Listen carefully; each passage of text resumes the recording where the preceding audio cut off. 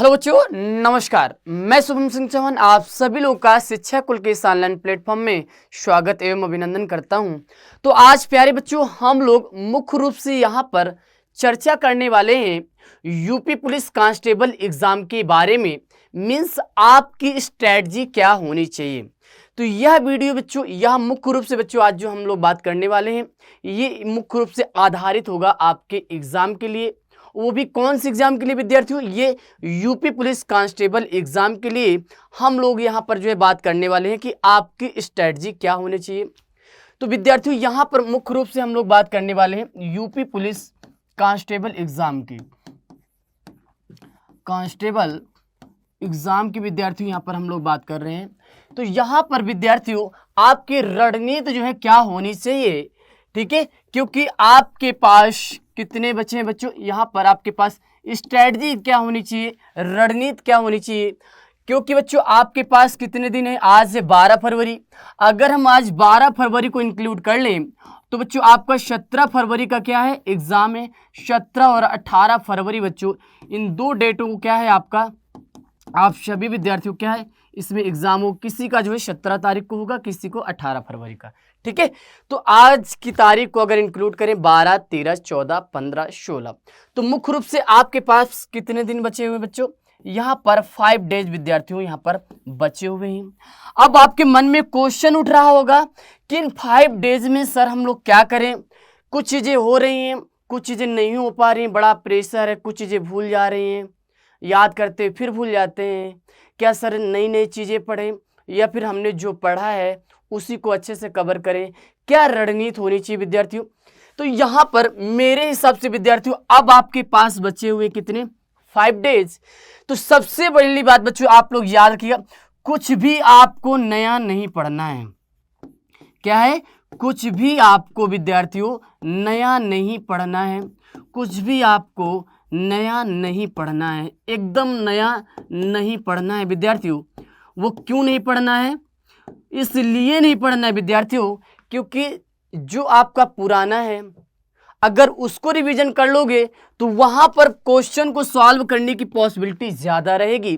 क्योंकि नया नया पढ़ोगे दिमाग में रहेगा या नहीं रहेगा कोई मालूम नहीं, ठीक है।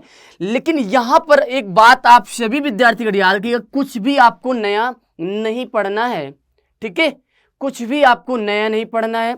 और यहाँ पर विद्यार्थियों आप सभी लोग कोशिश करिएगा, मैथ आता है, देखिए 4 सब्जेक्ट यहाँ पर, मैथ और रीजनिंग बच्चों, यहाँ पर हिंदी, यहाँ पर हिंदी बच्चों, और यहाँ पर आपका जीके जीएस और करंट अफेयर्स, ठीक है, करंट अफेयर्स। सभी विद्यार्थी यहाँ पर ध्यान दीजिए। तो बच्चों यहाँ पर आपका जो है क्वेश्चन टोटल कितने आने, 150 क्वेश्चन आने विद्यार्थियों। और कितने मार्क्स का पेपर होना बच्चों, 300 मार्क्स का बच्चों यहाँ पर आपका एग्जाम होना है।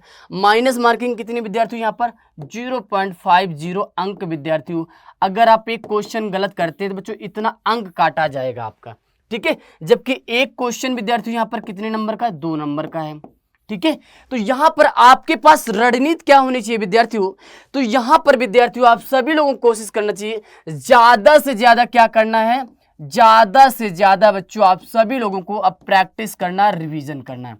क्या करना है बच्चों, यहां पर अब जो है आपकी बारी बच्चों, यहां पर नया कुछ नहीं करना है विद्यार्थियों। ज्यादा से ज्यादा क्या करिए आप लोग, प्रैक्टिस करिए, क्वेश्चन को सॉल्व करिए, ठीक है, ज्यादा से ज्यादा। और जब 17 तारीख को एग्जाम है विद्यार्थियों तो एक दिन पहले से ही बच्चों एकदम जो है कॉन्फिडेंस के साथ बच्चों, जरूरी नहीं कुछ विद्यार्थी 17 तारीख को भी लगे रहते हैं, ठीक है, ठीक है, आपके पास समय है, ठीक है, ऐसा भी नहीं कि लगना नहीं चाहिए, लेकिन कोशिश करिए कि एक दिन पहले जो है सारी चीजें जो है आपकी कवर हो जानी चाहिए, ठीक है।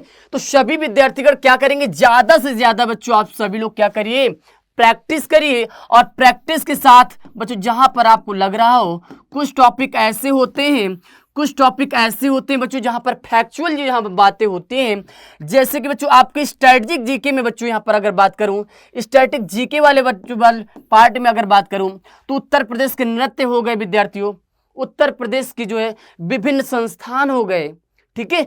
तो यूपी स्पेशल बच्चों यहाँ पर जो आपका है उसको एक बार आप लोग क्या करिए, देख लीजिए। और साथ ही साथ बच्चों आपका जो स्टैटिक जीके वाला जो पोर्शन है उसको आप लोग क्या है देख लीजिए। क्यों? क्योंकि बच्चों फैक्चुअल होता है, या तो आता है या तो जाता है। तो आप लोग कोशिश करिएगा यहाँ पर विद्यार्थियों आप लोग एक दिन 2-3 घंटा टाइम दे करके उसको क्या कर लेना, आप लोगों को रिवीजन कर लेना विद्यार्थियों, ठीक है। क्योंकि बच्चों यही आपका यहाँ पर स्कोर बढ़ाएगा। अक्सर क्या होता है जीएस में यहाँ पर विद्यार्थियों आपका गलत हो जाता है।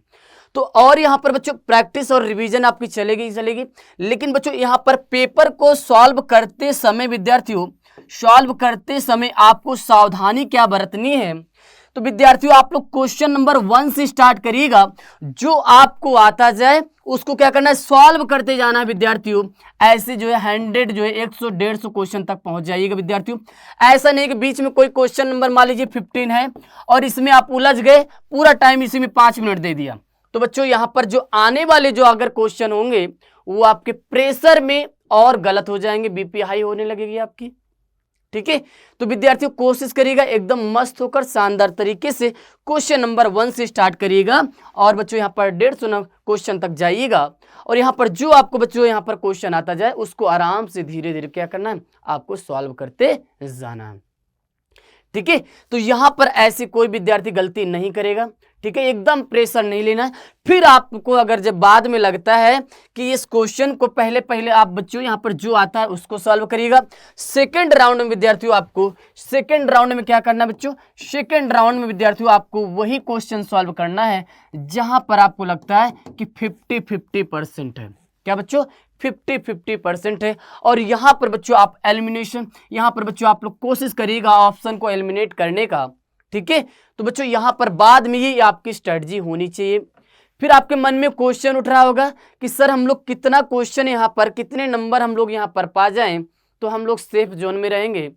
तो मेरा आप सभी विद्यार्थियों से कहना है कि बच्चों आप सभी विद्यार्थीगण 225 और 230 के बीच विद्यार्थियों आप सभी विद्यार्थीगण टारगेट करिए, ठीक है।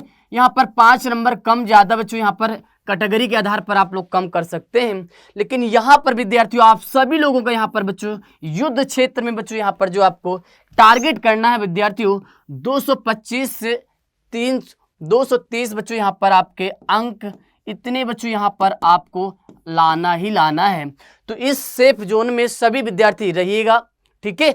अगर आप लोग इसको टारगेट करोगे विद्यार्थियों तो बच्चों यहाँ पर आपको कोई नहीं रोक पाएगा, ठीक है। तो सभी विद्यार्थी कोशिश करिएगा इतना बच्चों यहाँ पर अंक आपको हासिल करना ही करना है, ठीक है। फिर आपके मन में क्वेश्चन उठ रहा होगा कि सर प्रैक्टिस तो करते हैं लेकिन हमारे क्वेश्चन जो है सॉल्व नहीं हो पा रहे हैं, इतना नहीं पहुंच पा रहा है, किसी विद्यार्थी का पहुंच जा रहा होगा, ठीक है। ये भी क्वेश्चन आपके मन में उठ रहा होगा। तो विद्यार्थियों यहाँ पर जो भी आपका सॉल्व हो रहा है, जितना भी सॉल्व हो रहा है कोशिश करिए सॉल्व करिए, नया कुछ नहीं पढ़ना है आपको, ठीक है।